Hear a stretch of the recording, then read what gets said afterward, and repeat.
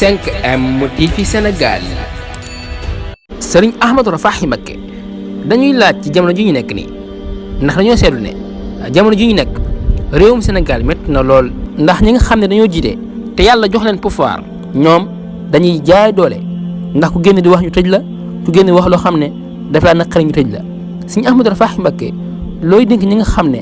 dañuy jaay doole ku ñu ëpp doole. Yonent bi sallallahu alayhi wa sallam nee na yawmal qiyaama danañ indi waajoo xam ne ku toll na mu war a toll la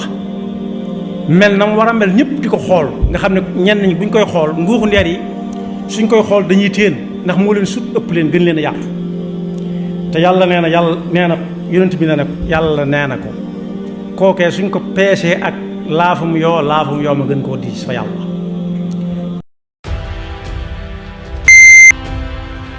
5M TV Sénégal.